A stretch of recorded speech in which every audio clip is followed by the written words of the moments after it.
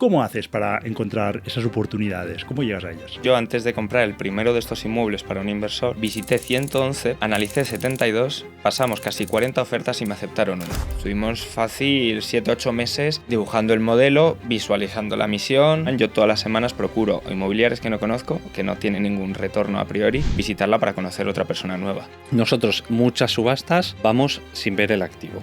No pujamos más del 50% de lo que consideramos que vale el activo. La gente se queda mucho con la rentabilidad de la operación, pero al final lo importante es la rentabilidad anualizada, ¿no? Entonces, cuando nosotros firmamos la escritura de compra-venta de ese activo con ese inversor, ese mismo día en la notaría firmamos un poder irrevocable recíproco de venta con un precio mínimo que hemos establecido. Entonces, la fórmula que nosotros tenemos es: ¿cuál ha sido vuestro mayor error de inversión?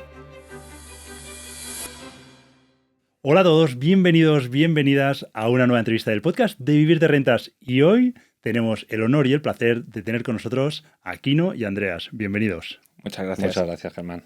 Bueno, la verdad que es un placer. Andreas ya es un viejo conocido. Estuviste aquí, no sé si fue la temporada anterior o la otra, ya hace un tiempo, años, sí. Ya hace un par de años quizá.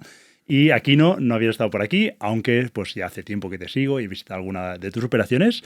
Y la verdad que es un placer teneros por aquí, porque además habéis hecho una asociación entre vosotros, estáis haciendo operaciones de flipping house que hablaremos a lo largo de la entrevista, de tickets ya relativamente altos aquí en Madrid y que luego además iremos a ver para grabar algunos vídeos para YouTube. Y os habéis conocido en una quedada de Zona 3, lo cual siempre que me lo recordabais, ostras, me enorgullecía, ¿no? Pensaba, qué chulo esto y por qué no hacer una entrevista y que nos contéis un poco pues cómo ha sido esa experiencia de conoceros y el proceso, ¿no? Porque ya creo que hace un año, si no prácticamente. Sí, más o menos. Sí, efectivamente. Que estáis invirtiendo. Así que bueno, vamos a hablar de esto y muchas más cosas durante la entrevista, pero primero que nada, presentaros. ¿Quién son Kino y quién es Andreas? Bueno, empiezo yo si quieres, Andreas, que soy el más joven de los dos. Claro. Bueno, Kino yo creo que es un apasionado por lo general de las cosas nuevas.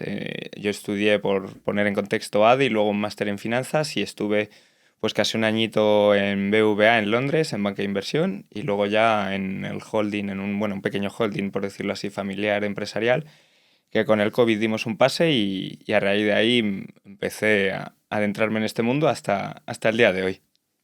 Muy bien. Y Andreas, aunque la Andreas. gente te conoce, tú nos puedes actualizar que seguro que han pasado muchas cosas. Nada, pues como sabes, soy abogado. Nosotros tenemos aquí un despacho de abogados en Madrid, un despacho familiar, y estamos muy centrados, bueno, estoy muy centrado en inmobiliario, específicamente muy en subastas, ya sabes. Y bueno, también soy inversor inmobiliario principalmente era a través de subastas, aunque es cierto que bueno, que ahora con la asociación con Joaquín y luego tengo algunos pisos a nivel particular y demás, pues diversificando un poco lo que es mi actividad profesional de la abogacía y la parte de inversora. Muy bien, interesante porque además tienes pisos en alquiler, ¿no? Que decías, Sí. y los flipping house, que al final todos terminamos en flipping house. Sí. Está. Bueno, vamos a hablar de ello, vamos a hablar de más cosas. Lo primero es cómo termináis en la inversión inmobiliaria. No sé, en tu caso, si hace mucho ya que estás invirtiendo o cómo ha sido ese proceso. No hace tanto tiempo, todo empezó a raíz de la pandemia. Yo tenía más o menos un camino marcado, por decirlo así. Pues al final la empresa no era enorme, pero no era pequeñita, era un cierto número de empleados y yo tenía un pequeño camino marcado de seguir un poco la estela de mi padre, ¿no?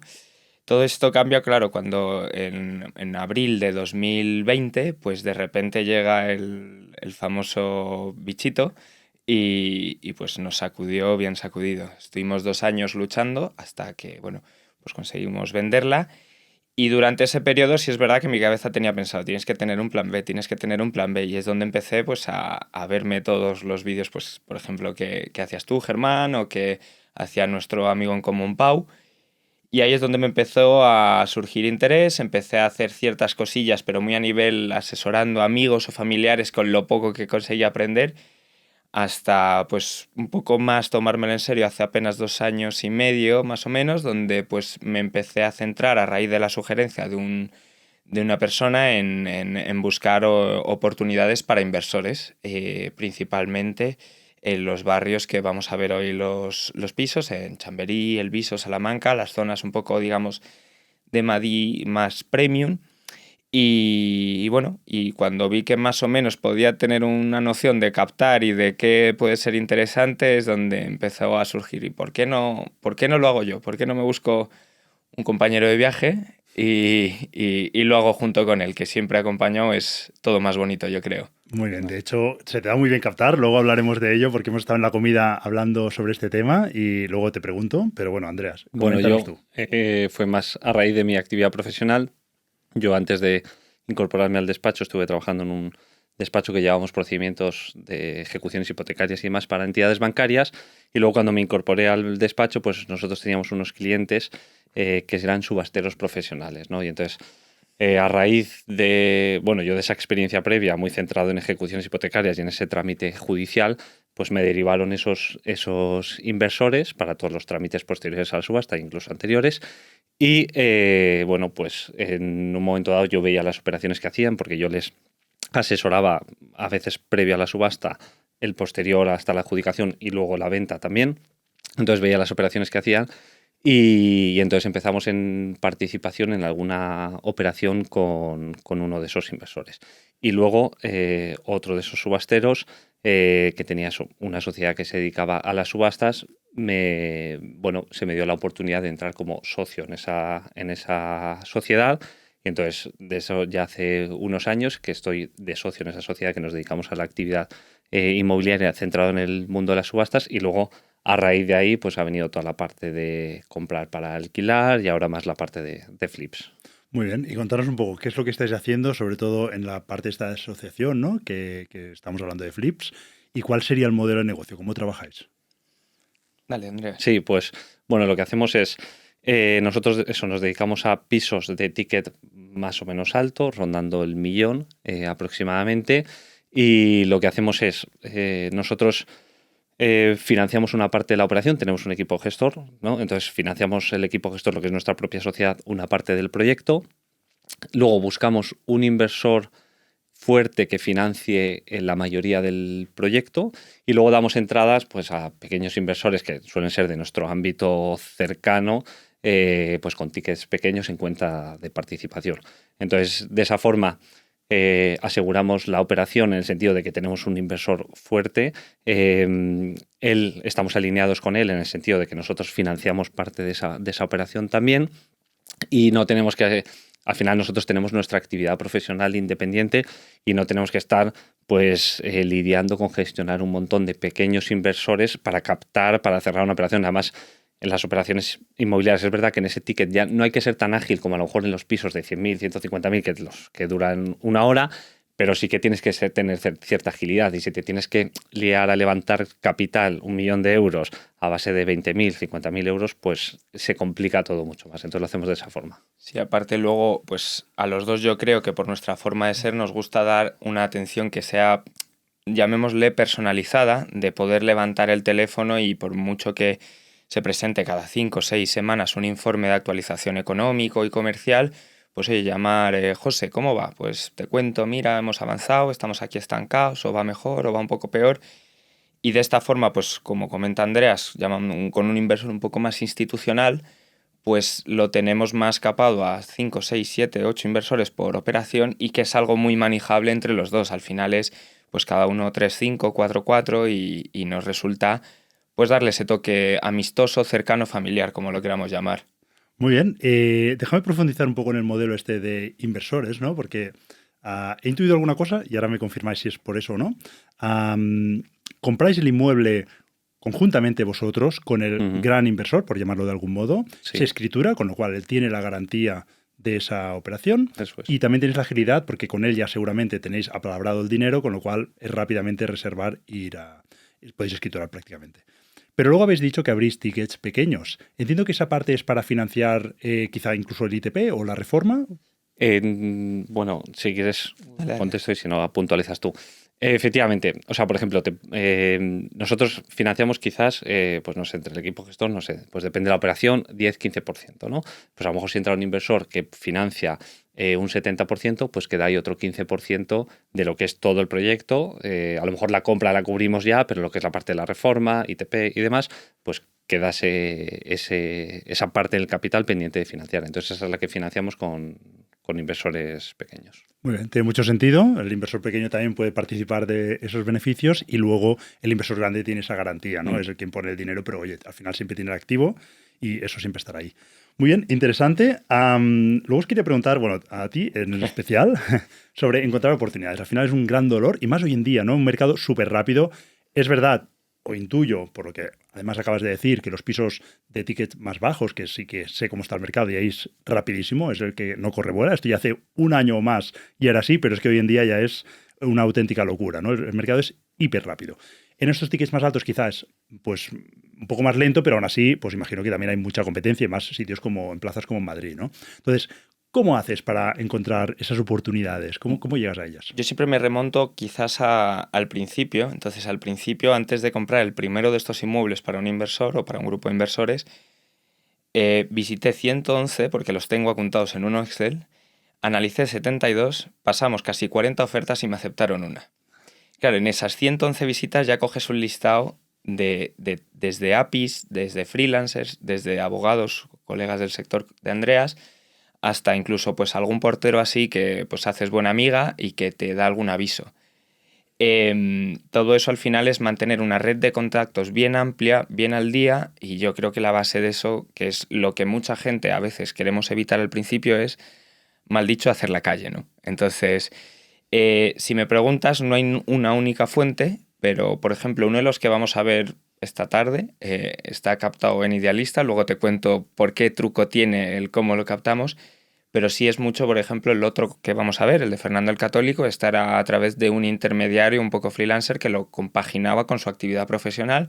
Oye, vamos a sacar este activo, vente a verlo, más o menos está en este precio. Y de esa forma, pues, con una red amplia y no cerrándote ninguna puerta al final. Llegan por todos lados. De hecho, me ha hecho gracia lo que explicabas porque es un poco lo que me ha sucedido a mí, ¿no? En su momento, ya hace muchos años, piqué mucha piedra, me di a conocer por muchos lados y muchos inmobiliarios me conocen y ahora me es relativamente fácil, ¿no? Vivo de esas rentas y es verdad que muchas veces digo, oye, tendría que volver a tirarme a la calle, a volver a hacer contactos porque han cambiado. Muchas veces la gente ya no está en la misma inmobiliaria, bueno, hay rotaciones y demás. Pero sí que es verdad que lo veo, ¿no? Ahora, por ejemplo, mi pareja Laia está picando esa piedra y ella misma me lo dice. Yo a veces veo algún piso y le digo, oye, ve a echarle un vistazo a este. Y ella está cultivando esa red de contactos y poco a poco, al principio es frustrante, pero poco a poco va viendo que va dando sus frutos. Es muy gratificador y sobre todo porque la primera vez que vas sabes preguntar 3 cosas, la segunda 5, pero lo más importante es la respuesta, el por qué sí o el por qué no. Entonces, cuando tú te familiarizas, pues quizás otro tip que a mí me sirvió mucho, en una zona específica, sabes tu perfil de comprador final, sabes el prototipo de estructura que hay en ese barrio, y entonces de esa forma puedes ir sabiendo qué es lo que busca la gente, qué es lo que tú necesitas y qué es lo que el API quiere de ti como inversor. Puede querer un no, pero un no ¿por qué? Gracias a ese no ¿por qué? Dices, puede decir, ostras, este chico sabe, la siguiente le meto el primero. Y pues muchas veces estas cosas facilitan. Yo, si me permites, Germán, yo todas las semanas procuro inmobiliarias que no conozco, aunque sea una visita, que llamémosla sin servicio, que no tiene ningún retorno a priori, visitarla para conocer otra persona nueva. O sea, cada semana intentas hacer crecer esa red, ¿eh? Todavía. Eso es. Muy bien. ¿Y a las que ya tienes en cartera? ¿Tienes algún sistema en plan cuadriculado de, oye, una vez al mes les contacto cada X tiempo? ¿Cómo haces? Yo más o menos procuro, lo tengo muy arcaico en un Excel, Bueno. pero bueno, lo tengo que procuro cada 3 semanas como mucho ponerles un mensaje de cómo van, de qué tal están.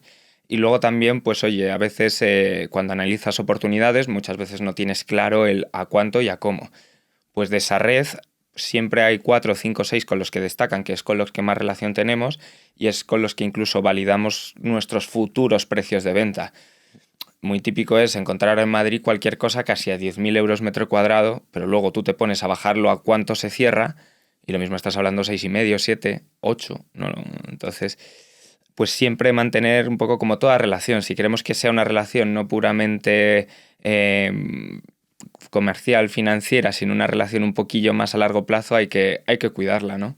Muy bien, y entiendo que al final si la estás cuidando, pues ya lo harán de buena gana, ¿no? Te darán esa información porque saben que a la larga pues hay más negocio, pero de algún modo también les incentiváis económicamente a que os traigan oportunidades. Depende. O sea, al final, por ejemplo, cuando con los de mayor confianza, no firmamos exclusivas, eso sí, pero los de mayor confianza sí les ofrecemos o sí les solemos ofrecer estos activos que adquirimos. Vale. Entonces, en vez de retribuirles por adelantado, les retribuimos con un activo que vale mucho más que cuando le estoy preguntando, que cuando estoy en compra. Al final, lo que ha dicho Andreas, nuestro ticket medio de compra e inversión ronda el 1.000.000, pero el objetivo de venta es muy por encima del 1.000.000. Entonces, un 3%, 2%, 4% de ese ticket es bastante dinero y les motiva a trabajar.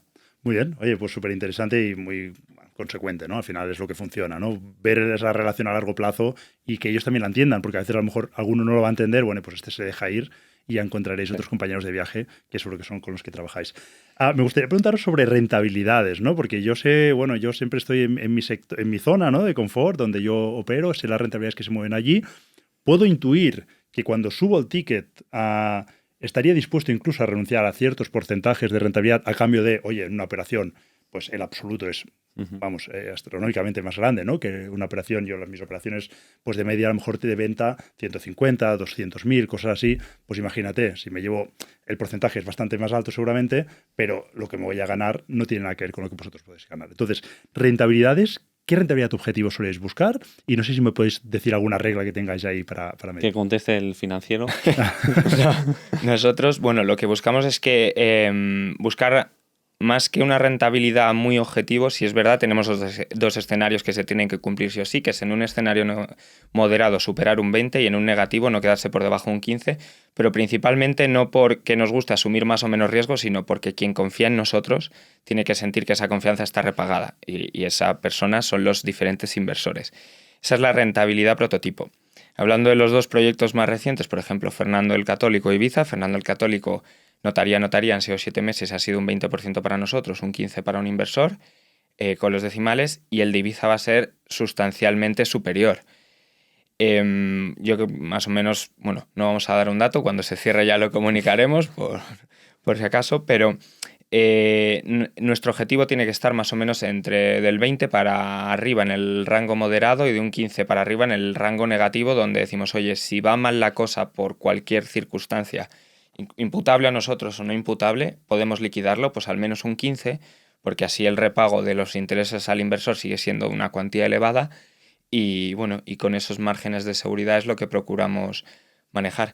También es verdad que conozco y conocemos algún colega en común que tenemos, David y Paco, por ejemplo, hacen operaciones muy muy buenas y sí es verdad que se pueden obtener rentabilidades pues como las que obtenemos nosotros, más elevadas, pero al igual que luego tienes otros players muy grandes en el sector, como puede ser Chapnik o Belcia, que obtienen unas rentabilidades más justitas. Entonces, yo diría que estamos en el tier medio alto de lo que es la gente que opera en este nicho de pisos de 1.000.000, por decirlo así. Muy bien, porque has dicho las rentabilidades, estamos hablando por operación, ¿eh? No me estabas hablando de TIR, sino por operación, con lo cual la TIR es más elevada. La TIR objetivo mínima que tenemos es un 20 anualizado para el inversor, no de la operación. Sí. Obviamente, en esta última, por ejemplo, ha sido casi un 26, un 27 para el inversor.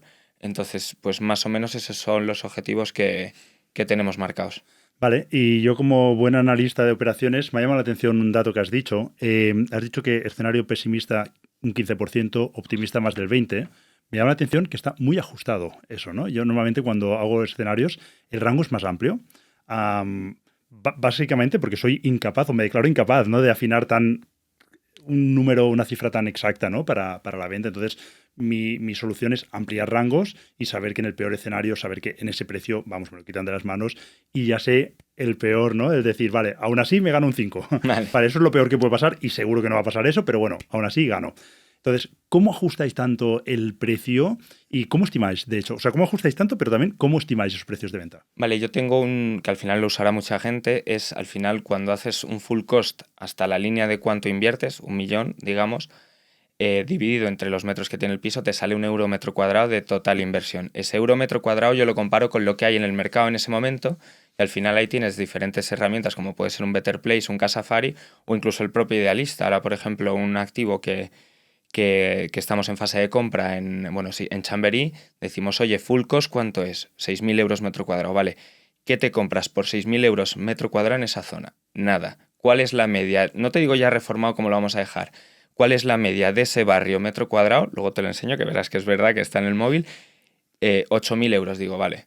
¿Me caja? Sí. ¿Me quedaré en un 15, en un 20, en un 25? No lo sé, pero mucho me tengo que haber equivocado para que con mi full cost, compra, reforma, impuestos, imprevistos, home staging, cualquier tipo de desviación que podamos tener esté rondando los 6 y la media en el mercado, incluyendo tanto reformado como sin reforma, esté en 8, pues muy mal tiene que irme para haberme equivocado en ese rango. Ajustar tanto es porque, primero, visitando tanto, pues más o menos te das cuenta de los splits de precios que hay entre reforma y no reforma, de la repercusión final me refiero, y luego porque estas 4 o 5 inmobiliarias referencia que tenemos, pues por ejemplo, el último que hemos vendido nos dijeron se va a vender en torno a 6.300, 6.500, ha sido 6.300 clavados, 6.290 y tantos. Pues son gente en la que confiamos mucho porque incluso ellos nos han dicho no te metas ahí. Sabiendo que pueden tener negocio a futuro, pues nos recomiendan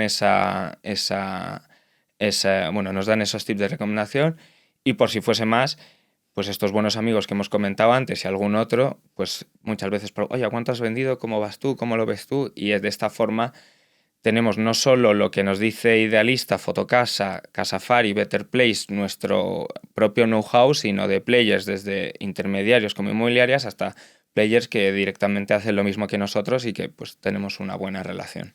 Me ha gustado lo que has dicho, porque además llevo aquí un par de informes de los que me mandaste de estas operaciones, me los está mirando con cariño, y me llama mucho la atención esto que acabas de decir, ¿no? Que miráis por metro cuadrado, algo que nosotros no solemos hacer, que me parece interesante. Yo creo que no lo hacemos porque deja de tener sentido quizá en nuestra zona, porque no hay tanto producto, nuevamente, ¿no? Si entiendo si estoy en una gran ciudad, Madrid, Barcelona, donde el metro cuadrado está mucho más clavado el precio al que va a esa zona, un producto pues terminado, ¿no? Ya. En mi caso lo que me suelo encontrar es que hay poco comparable, incluso cuando uso un Better Place o demás, no hay mucho comparable, pero es que además el estado en el que están esos comparables no tiene nada que ver con lo que yo lo voy a dejar. Entiendo que aquí en Madrid pues quizá hay más operativa, hay más gente haciendo estas operaciones y ya puedes encontrar un producto muy equivalente al tuyo. Claro, al final ahora, o sea, hablando con gente del sector, lo que hemos visto es que promotoras pequeñas y medianas, viendo estas rentabilidades y los riesgos que asumen, se han venido a hacer el flipping house. Entonces, sí es verdad que hay competencia del producto reformado, lo cual te sirve tanto para ver contra qué compites y con qué vas a competir. Entonces, no es solo la repercusión metro cuadrado, porque, por ejemplo, un piso puedes ver que tus comparables están a 10.000, pero a 10.000 es muy poco líquido. A nosotros no nos interesa un producto líquido. Nosotros, es otro apunte que quizás podíamos haber dado antes, oye, vamos a por el 20, 25, 30, lo que haga falta, pero si nuestro objetivo prioritario es rotar, si recibimos algo que entendemos que el inversor va a estar contento, que logramos ese 20, 25% de tira anualizada y que tiene sentido, pues vamos a rotar. Volviendo a eso, sí es verdad que también la repercusión metro cuadrado vamos a cogerla un poco con pinzas. No es lo mismo una repercusión de un piso de 70 metros en un barrio bueno que una repercusión de un piso de 300 metros. Esta mañana me pasaba un colega igual que hace esto, me dice, mira qué buena repercusión, un piso de 250 metros. Le digo, ya, pero lo que vale son los primeros 100, son los que tienen de verdad el peso en esa repercusión. Entonces, sí es verdad, nos fiamos mucho del metro cuadrado, pero también porque no vamos a activos enormes, vamos a activos pues como mucho 160, 180 metros, que entendemos que luego tiene una salida más rápida que un activo enorme. Bueno, al final, ¿qué querías decir? No, nada. Al final tiene sentido lo que dices, que está bien usarlo como comparable, pero aplicar también materia gris, ¿no? Que no es una ecuación y listo, porque es receta para el fracaso eso. Sí, muchas veces, y muchos inversores que empiezan buscan eso, la fórmula, que me digas cómo y ya está. No, hay que pensar. Es verdad que normalmente te puedes ceñir a un patrón, pero hay que pensar y entender el porqué de ese patrón para cuando te lo tienes que saltar, ¿no? Y en este caso, pues coges un piso de 200 metros y ese patrón que servía deja de tener sentido y tienes que aplicar correcciones. O, por ejemplo, ahora otro activo igual, 130 metros, hemos sacado un 3+3. Ves pisos en el barrio que son 2+2 en esos mismos metros. ¿Cuál puede tener más valor para un potencial inquilino o un potencial, futuro propietario? Pues quizás el 3+3, el 2+2 claro. Es otro prototipo. Pues entonces también hay que saber jugar no solo con los metros, con lo que tienes dentro y pues aunque nuestros informes nos fijemos o lo llevemos al llano del metro cuadrado porque también entendemos que puede ser lo más sencillo para alguien que no está full day metido en esto, pero sí es una buena referencia, obviamente. Hay muchos intangibles, como tú bien has dicho, Germán, hay que coger todos los máximos que puedas y alguno más que seguro que iremos aprendiendo. Muy bien, y aplicar correcciones luego. Muy interesante. Mientras estamos comiendo, recuerdo perfectamente la imagen cuando estábamos hablando de ciertas operaciones y cómo actuar, ¿no? En momentos en los que las operaciones se atascan. Y recuerdo que, Andrea, te has puesto casi emocionado de... Yo es que quiero rotar, o sea, no quiero saber nada más. Yo quiero rotar el Total. capital incluso, ¿no? Si nos puedes profundizar, porque me parece muy interesante.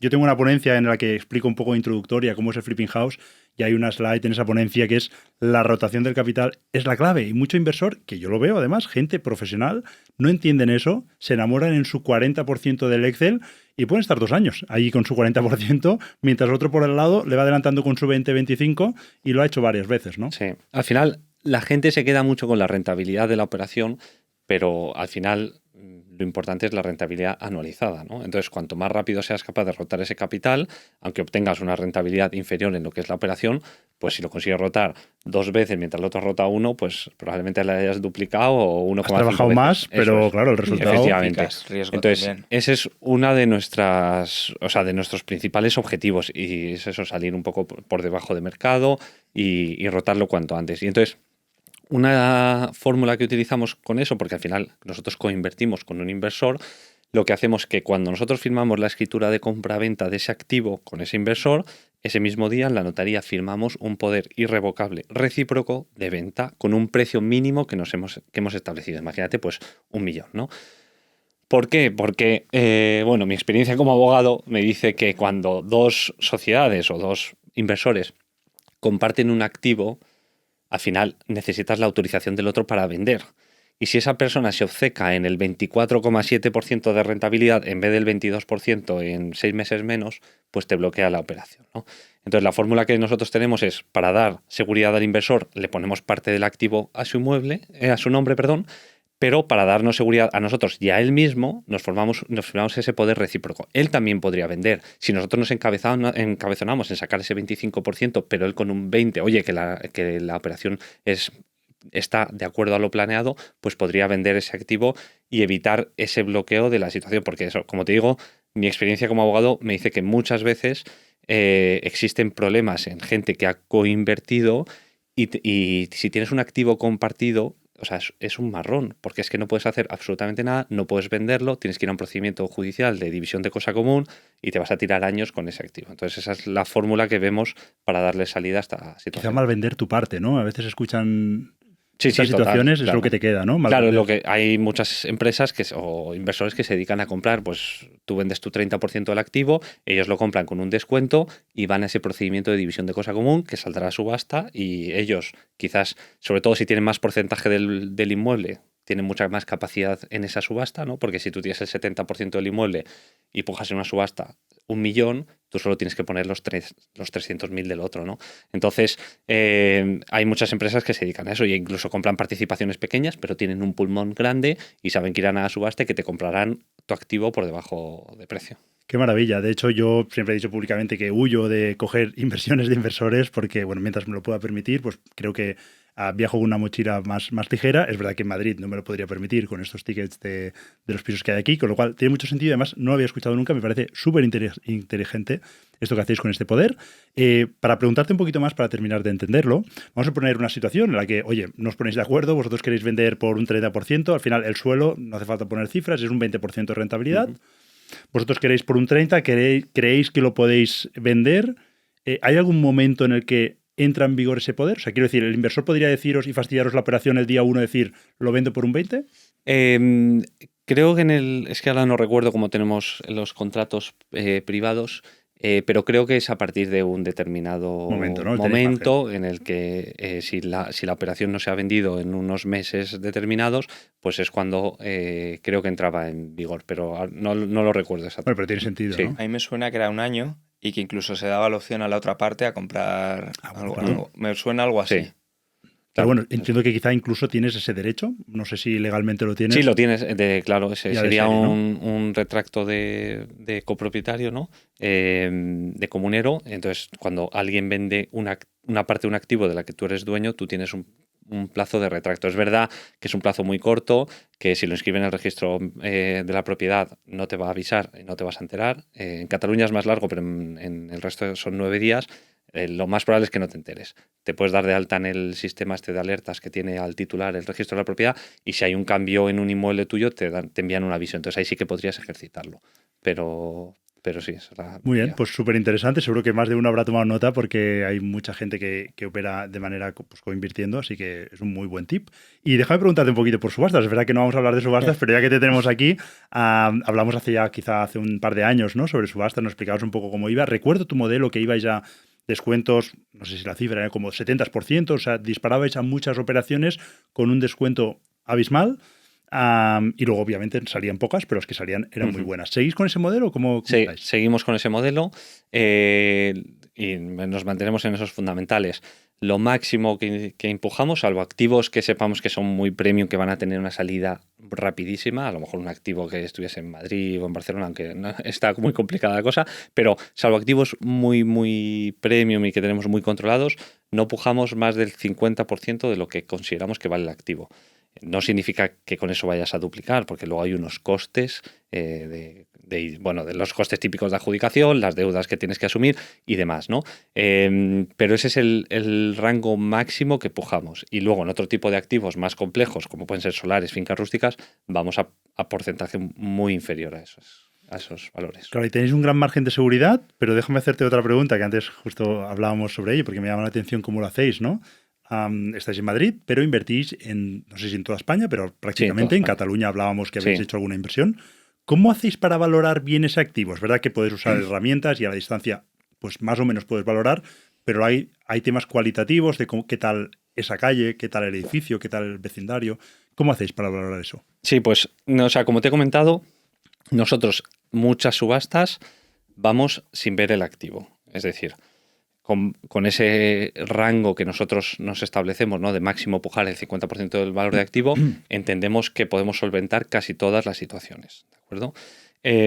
Y cuando son activos, o sea, son pujas que van a ser ya de cierto importe, pues ahí sí que enviamos una persona previamente a valorar el activo, a ver que todo esté bien y demás. Pero la mayoría de las veces pujamos sin acudir personalmente. No es lo recomendable, ni mucho menos para una persona que esté iniciándose, pero al final, como nosotros vamos, o sea, somos dos socios, vamos él está en Canarias, vamos a pujas en toda España, es inviable visitar todos los activos, porque quizás eso te comentaba que a lo mejor vamos a 10 o subastas a la semana o así, y si enviásemos a esa persona que va a verlo y demás, tendría un coste tan elevado que no nos saldría, porque como pujamos tan bajo, nos adjudicamos porcentualmente muy, muy pocas subastas, con lo cual al final se te comería el beneficio en los viajes de esa persona que vaya a ver el activo. Y con el volumen que hay de inversores, y también en las subastas también ha llegado ese público, las que os adjudicáis, con ese gran descuento, ¿por qué ocurre eso? ¿Es que a la gente no se ha fijado en esa subasta o qué es lo que está ocurriendo ahí? Pues puede suceder de todo. Vamos a ver. Hay mucho pequeño inversor que se está iniciando en el mundo de las subastas y la realidad es que el pequeño inversor o los inversores normales, digamos, vamos a viviendas, ¿no? Entonces ahí se abre toda esa parte de otros activos que la gente no va. Entonces ahí, o sea, quizás haya un 10% de la competencia que hay en el otro lado. También son activos mucho más complejos, no lo vamos a negar, ¿no? Pero bueno, y eso. Y luego, pues también lo que hacemos, pues poblaciones pequeñas en las que no hay esa competencia, porque todo el mundo quiere comprar en las grandes ciudades. Y en las grandes ciudades no vas a encontrar esas rentabilidades.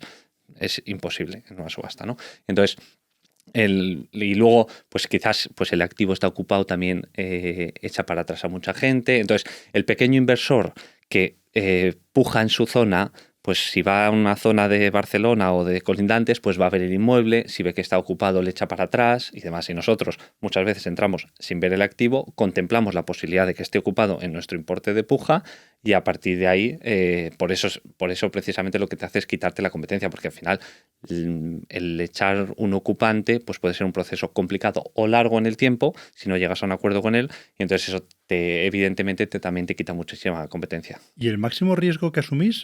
Aquí ya desde mi desconocimiento en el mundo de las subastas, vosotros pujáis, os la adjudicáis y entonces ya mandáis a esa persona a que visite el inmueble. Sí. Hay un ocupa que además no se quiere ir, es una situación complicada que de origen, si la hubieseis sabido, no iríais. ¿Qué ocurre ahí? O sea, ¿qué perdéis? Vamos a ver, lo que perdemos es tiempo. Y te voy a... O sea, Pero no estáis obligados a terminar comprándola, ¿eh? bueno, pues nos podemos echar atrás y perder el depósito, que es el 5% generalmente del valor de adjudicación. Por un ocupa no lo hacemos. O sea, por un ocupa no perdemos el 5%. Por otra circunstancia, pues podría ser, llegas ahí, el edificio está cayendo, pues ahí asumirías esa pérdida, ¿no? Pero la realidad es que llegar a acuerdos con ocupas o con ocupantes incluso es mucho más fácil de lo que crees. Es cierto que en algunos tenemos gente que tenía un contrato de arrendamiento y... ¿no? Si es un inquilino ya que tiene parte sentimental y no se quiere ir... No, pero bueno, nosotros tenemos inquilinos heredados de que nos hemos adjudicado activos en subasta que tenían un inquilino y, oye, pues para nosotros decimos, oye, pues te mantenemos el contrato de arrendamiento o incluso nos viene bien que estés aquí, firmamos un nuevo contrato de arrendamiento y ese mismo inquilino se queda. Sí. Muy bien, entonces ahí sí que no habría la rotación, se queda en cartera ese inmueble. Eso es. No es nuestro objetivo, claro, pero por circunstancias concretas de la operación se ha dado. Daños colaterales que ocurren. Uno de cada tantos se queda en cartera para patrimonio. Efectivamente. Muy bien, muy bien. Oye, si pudierais empezar hoy en día de nuevo, ¿qué haríais distinto? La pregunta es para los dos. ¿Y cuál ha sido vuestro mayor error de inversión?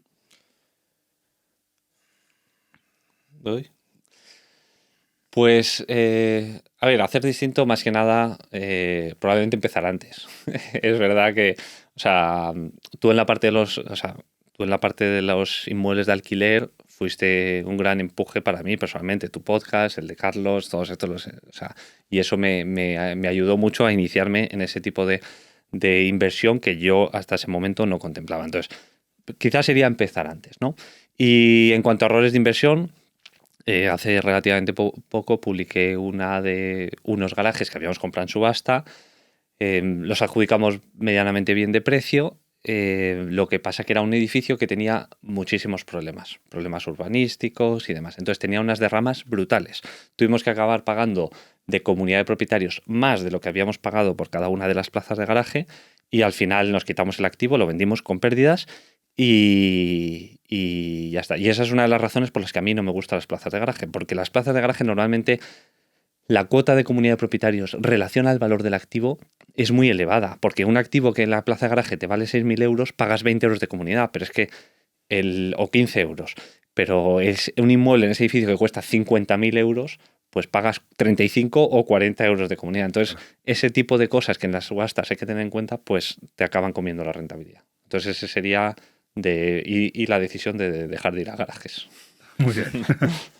Yo voy a copiar a mi socio también, el empezar antes. Yo creo que al final, y más en el modelo Flipping House, es un efecto bola de nieve que, como hemos estado comentando en la comida, y lo que ha comentado Andreas, de la rotación es súper importante y por lo tanto, cuanto antes empieces, antes lograrás el objetivo que tengas, sea libertad financiera, sea patrimonio X, o antes habrás tenido un recorrido, un camino que sin duda vas a recorrer.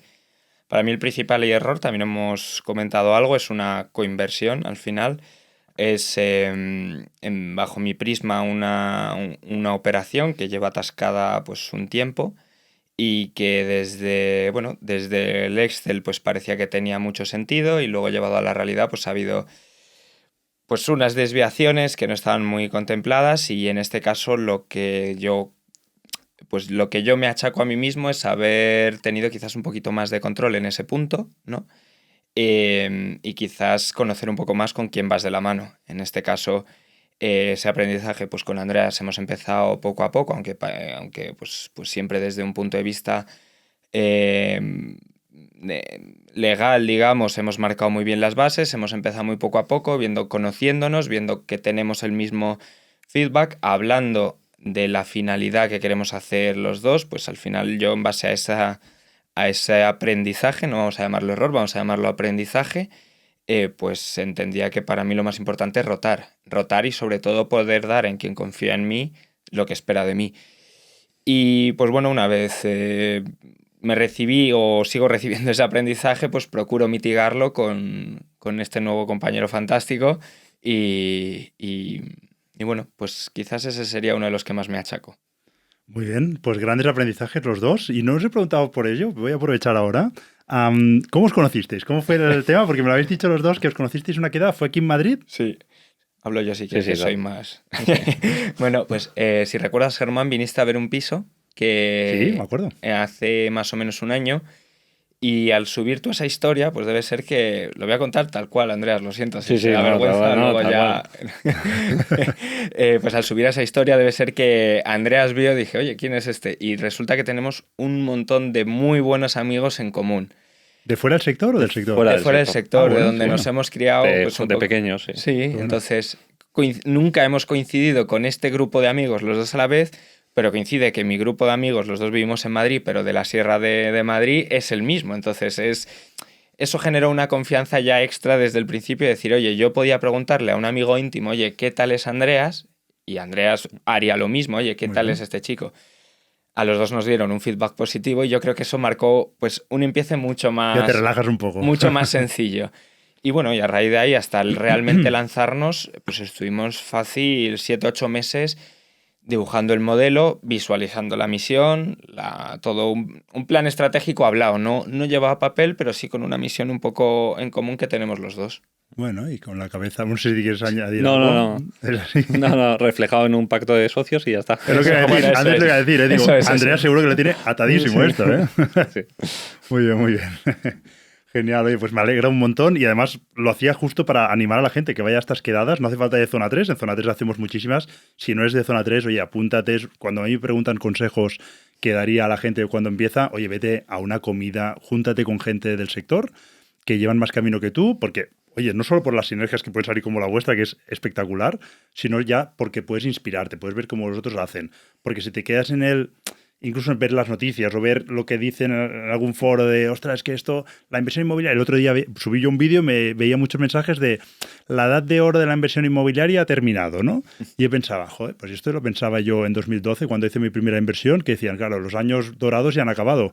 Y lo reflexionaba yo a raíz de los mensajes, que había unos cuantos que lo apoyaban ese mensaje. Y digo, yo en 2012 pensaba eso también. Y qué pena no haber comprado más, aparte de un piso que compré ahí suelto, ¿no? Y no haberme vuelto loco ahí comprando, ¿no? Que fue luego con el tiempo.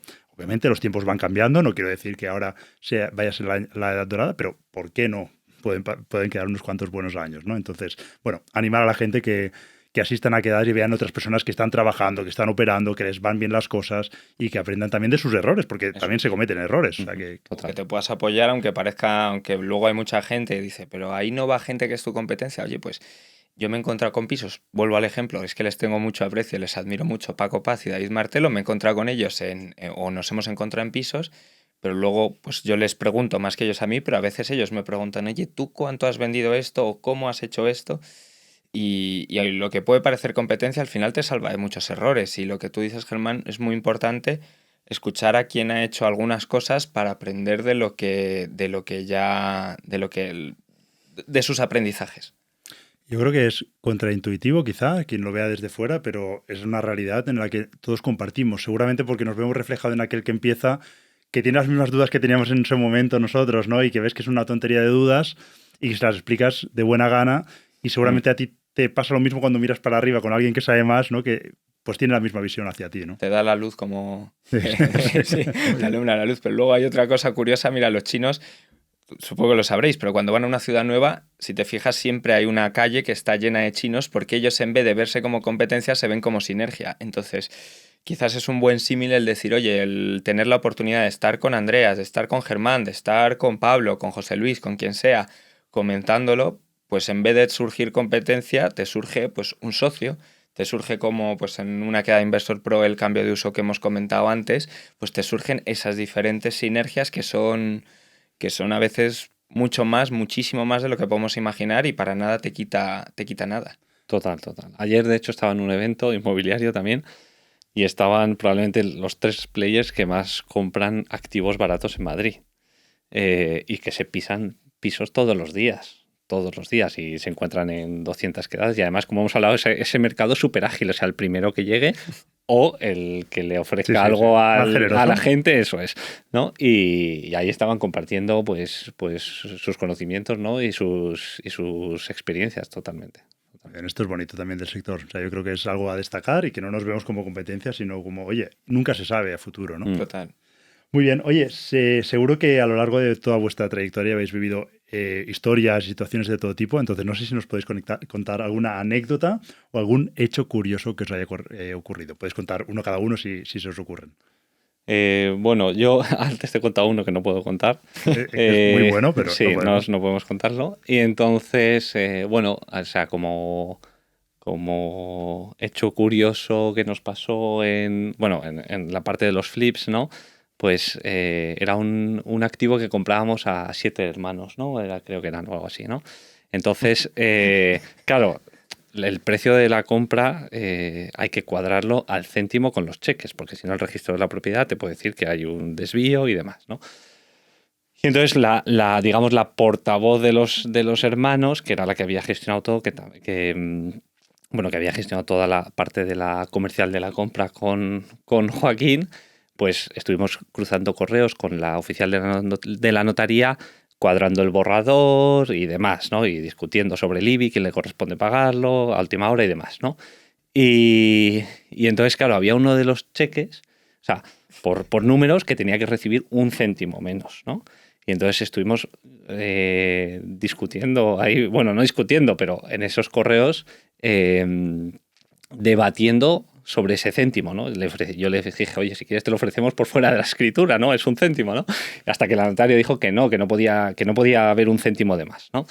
Y nada, y luego cuando hicimos los cheques, aquí mi amigo Joaquín le puso justo el céntimo menos a esa persona y en medio de la firma no se quejó, pero sí que exclamó, dijo, ostras, justo me ha tocado a mí el del céntimo menos. Cuando tratas con personas, ¿no? Sí. Pasan cosas curiosas.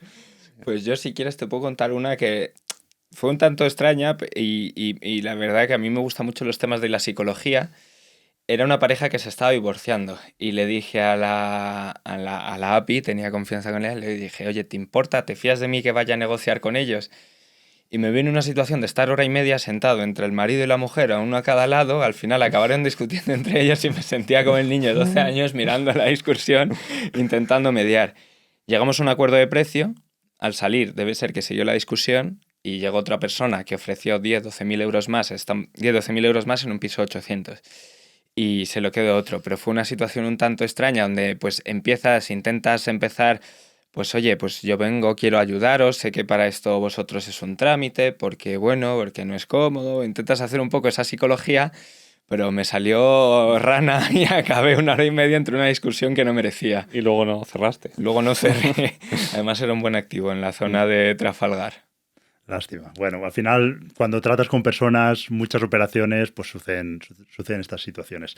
Oye, me gustaría preguntaros una pregunta ya más personal, y es ¿por qué invertís? No sé si habéis hablado antes que trazasteis incluso un plan, ¿no? de conjuntamente, o si me queréis responder en base a ese plan o incluso individualmente, ¿por qué invertís? Yo, si quieres, el plan lo que tenemos es la idea, oye, darle volumen a esto, pero no un volumen desmesurado. Yo una cosa, tras el COVID que viví, no quiero estructura en mi empresa o en mi negocio, o la mínima.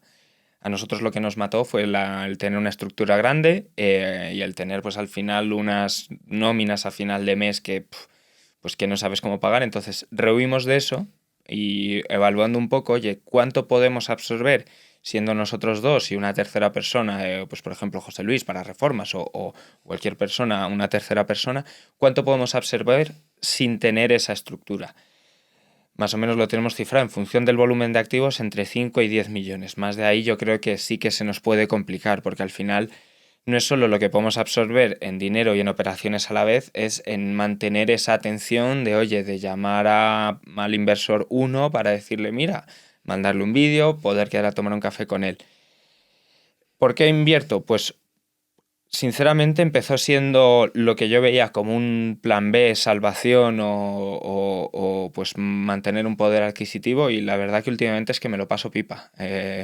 Me encanta ir a las visitas, me encanta llamar a los agentes con los que tengo buena relación, me encanta llamar a Andreas cuando tengo, o tenemos, mejor dicho, un problema o cuando tenemos una alegría.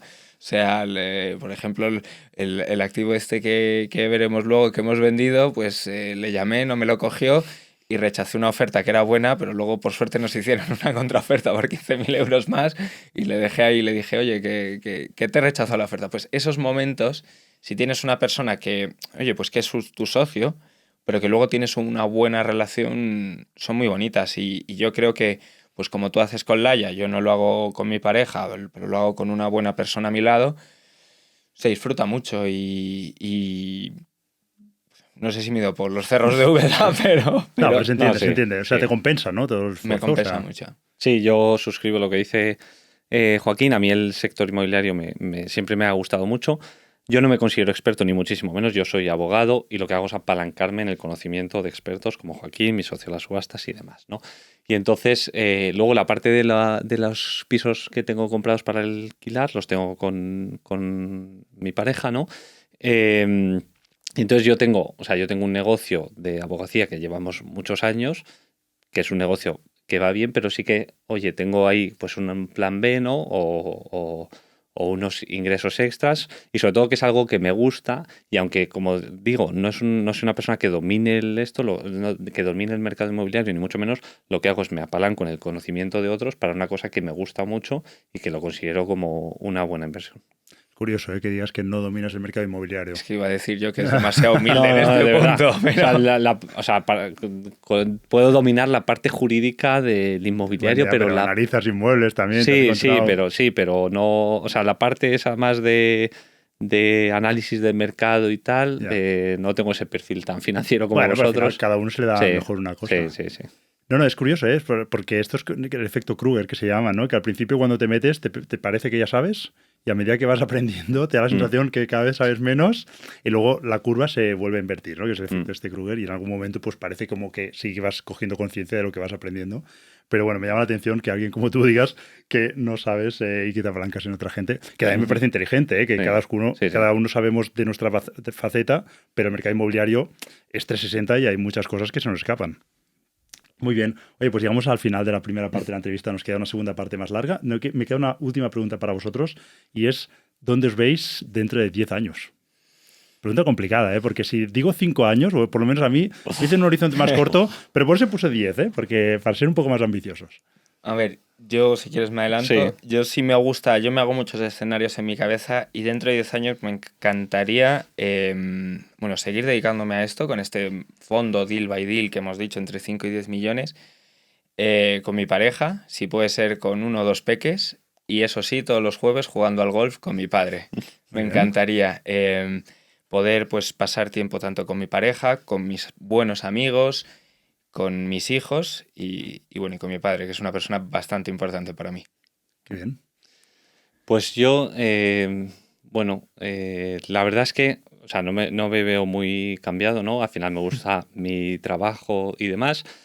Sí que es cierto que el año pasado fui padre y el trabajo de la abogacía es súper intensivo en tiempo, ¿no? Y entonces al final sí que quieres pues delegar un poco más esa parte y tener esa parte otra de ingresos, ¿no? De otro tipo de negocios que te permita quizás estar un poco más relajado en esa parte del trabajo tan intenso, ¿no? Entonces me veo más o menos pues como estoy, con mi familia y demás, y siguiendo haciendo operaciones de flips, operaciones de subasta y en el sector inmobiliario seguro.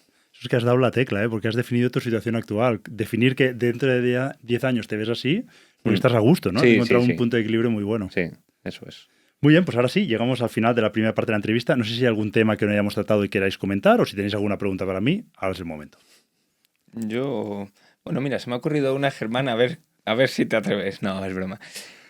El sector inmobiliario a ti te ha dado mucho. ¿Qué dirías que puede ser si hay algo que te haya quitado? Wow, tendría que pensarla, ¿eh? Seguro que me habrá quitado algo. Me ha dado muchísimo. Por Me ha eso quedado yo... muchísimo, ¿eh? No solo el sector inmobiliario que también, sino el hecho de haberme expuesto, ¿no? Dentro del sector inmobiliario y me ha permitido conocer mucha gente. Privacidad, venga, por ejemplo. Que es algo, a ver, es bonito, ¿eh? Porque no eres un famoso y vas por la calle y te va conociendo la gente, pero sí que es verdad que, bueno, pues yo soy de la zona de Tarragona, vamos a Portaventura, donde muchas veces me conoce gente, nos saludan, lo cual seguid haciéndolo porque me gusta mucho y no es constante, pero alguna vez me ocurre. Pero sí que se ha producido alguna situación accidental en la que he visto que había más gente de la que yo pensaba que me conocía y nos saludaban, con lo cual ya nos planteábamos la situación de, ostras, hay veces en las que estamos en nuestro entorno privado, aunque estemos en público, ¿no? Y que probablemente hay gente que nos conozca, ¿no? Por decir algo eso, pero es verdad que me compensa mucho más el haberme expuesto y haber conocido gente, pues socios que tengo ahora en la promotora inmobiliaria que he podido conocer ahora, conocer gente como vosotros y muchísima más gente, ¿no? Mañana vamos a una quedada aquí en Madrid, donde hay muchísima gente que he conocido, que admiro. Sé que hay mucha gente a la que ayudo montando estas cosas pero también me ayuda a mí, porque veo gente como vosotros, de la que aprendo y me nutro y además que me lo paso bien. O sea, que es como que Sí. es mi pasión y el poder ver gente que está en mi nivel o incluso por encima, ostras, a mí me motiva muchísimo. Es como, a ver qué hacéis, tal, escúchame, quiero escuchar y contadme todo, ¿no? Si me permites yo por tu respuesta, no la doy como válida, pero no es fantástico. Y Le he dado enhorabuena la por lo vuelta, que has ¿eh? montado. Le he dado la Sí, vuelta. sí. No, pero me ha quitado la privacidad. Te va por No, decir algo, pero Pero me como tú compensa. dices, Germán, al Compensa. final, si la gente que te saluda es educada, Sí. no, No, y yo creo que en mi tono yo no soy de polarizar y la gente que No. no tengo hate, seguro que habrá alguno que caiga mal, ¿no? Pero no es el perfil de que tengo a 50% de gente que me odia y 50%... No, que es más o menos yo creo que soy siempre bastante correcto y no genero ese hate. Vale, pues ahora sí, llegamos a la última parte y si me lo permitís, es una batería de preguntas en la que durante, bueno, como máximo en 3 minutos, el reto es hacerlo en menos de 3, tenemos un reloj ahí que vemos todos. Y si me lo permitís, se lo voy a hacer a Kino, porque a ti ya te Claro. entrevisté la otra vez y ya te hice esas preguntas. Con lo cual, cuando tú me digas, yo miro el reloj y empiezo a disparar. Venga, pues cojo aire. Vamos ¿Sí? a por ello. Venga, vamos allá. ¿Vives en propiedad o alquiler? Alquiler. Una ciudad que recomendarías para invertir en inmuebles. Madrid. ¿Alquiler o flipping houses? Flipping houses. Sin duda, ¿eh? ¿Qué es lo que más valoras de una persona? Pues yo creo que la honestidad. La honestidad y el que cuando le mire a los ojos sepa que me está diciendo lo que de verdad pasa. Muy bien. ¿Con qué persona, famosa o no, viva o no, te gustaría tomar un café y hablar con él? Esta, como me veo muchas entrevistas, tenía pensado dos. Te voy a decir primero la mainstream. Hay una persona que admiro mucho en lo general y te diría Cristiano. No por la parte futbolística, sino por la parte mental. Una persona que siempre ha querido ser el mejor y ha estado 5 o 6 años a la sombra de Messi, como luego pues se ha mantenido currando, trabajando para seguir siendo el mejor o de los mejores. Y esa parte mental me encantaría poder conocerla más de cerca. Y la otra es mi abuelo, que compartía muchas aficiones con él, pues económicas y de negocios. Y ya si no me estoy alargando mucho, tenía una promotora constructora y entonces el poder contarle, abuelo, que estoy Mira. como tú aquí dentro, pues me hubiese gustado. Qué bueno, te viene en la sangre, muy bien. ¿Tienes alguna manía que te caracterice? Sí, el irme a dormir lo más temprano que puedo, aunque luego nunca lo cumplo. Muy bien, ¿te cuidas? Sí, procuro. ¿Cómo? Pues lo primero, mira, incorporé hace poco el ayuno intermitente, hay mucho pro y cons acerca de, a mí me siento fantástico, procuro hacer ejercicio 3 días a la semana, aunque no siempre puedo, 3-4 días, y luego la comida, pues no soy una persona muy estricta, pero sí procuro comer bastante bien. Venga, ¿gimnasio o pasear? Ambas. ¿Libros o series? Ahora mismo por tiempo, audiolibros. ¿Y me recomiendas uno?